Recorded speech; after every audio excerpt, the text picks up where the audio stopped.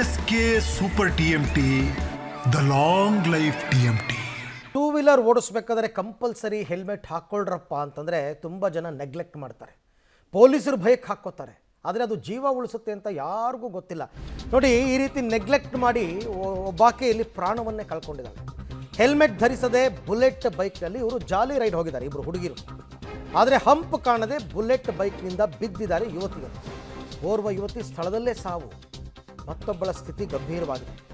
ಹಾಸನ ನಗರದ ಕೈಗಾರಿಕಾ ಪ್ರದೇಶದಲ್ಲಿ ನಿನ್ನೆ ರಾತ್ರಿ ನಡೆದಿರತಕ್ಕಂಥ ಘಟನೆ.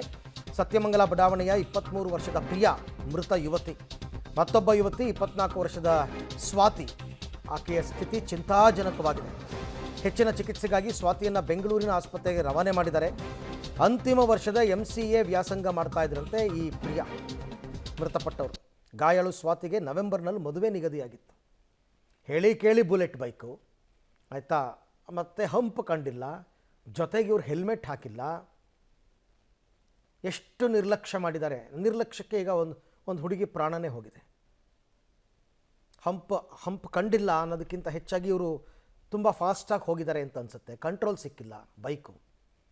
ಹೆಲ್ಮೆಟ್ ಹಾಕಿದ್ದಿದ್ರೆ ಖಂಡಿತವಾಗಿ ಜೀವ ಉಳಿತಾ ಇತ್ತು, ಯಾಕೆಂದರೆ ತಲೆಗೆ ಮೊದಲು ಏಟು ಬೀಳೋದು.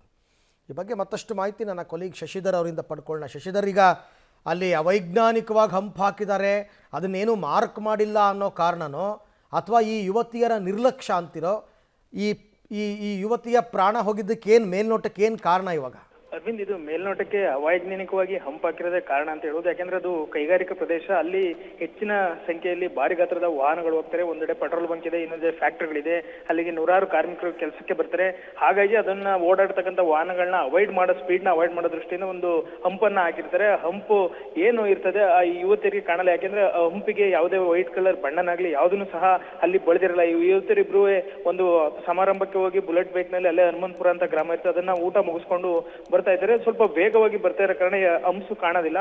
ಹಂಪ್ಸ್ನ ಏಕಾಏಕಿ ಆರಿಸಿದ್ರೆ, ಹಾಗಾಗಿ ಅವರು ರಸ್ತೆಗೆ ಬಿದ್ದಿದ್ದಾರೆ. ಆದ್ರೆ ಇಲ್ಲಿ ಮತ್ತೊಂದು ಇವರ ನಿರ್ಲಕ್ಷ್ಯ ಏನಂದ್ರೆ, ಅವರು ಇಬ್ರು ಸಹ ಹೆಲ್ಮೆಟ್ ಹಾಕಿರಲಿಲ್ಲ, ಹಾಗಾಗಿ ನೇರವಾಗಿ ತಲೆ ರಸ್ತೆಗೆ ಬಡಿದಿದೆ.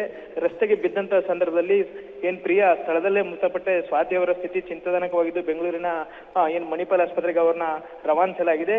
ಒಟ್ಟಿನಲ್ಲಿ ಆ ರಸ್ತೆಗೆ ಅವೈಜ್ಞಾನಿಕ ಹಂಪಿಂದಲೇ ಅಪಘಾತ ಒಂದೆಡೆ ಕಾರಣವಾದ್ರೆ, ಮತ್ತೊಂದೆಡೆ ಈ ಇಬ್ರು ಯುವತಿಯರು ಫೈನಲ್ ಇಯರ್ MCA ಓದಿದ್ರು, ಅವರು ಸಹ ಹೆಲ್ಮೆಟ್ ಅನ್ನ ಹಾಕೊಳ್ಳೋದಿಲ್ಲ, ಬುಲೆಟ್ ಬೈಕ್ ಅನ್ನ ವೇಗವಾಗಿ ರೈಡ್ ಮಾಡೋದ್ರಿಂದ ಈ ದುರಂತ ನಡೆದು ಓರ್ವ ಯುವತಿ ಅಮಾನೀಯವಾಗಿ ಅಲ್ಲಿ ಪ್ರಾಣವನ್ನ ಕಳ್ಕೊಂಡ್ರೆ, ಮತ್ತೊಂದು ಯುವತಿ ಸ್ಥಿತಿ ಚಿಂತಾಜನಕವಾಗಿರ್ತಕ್ಕಂಥದ್ದು.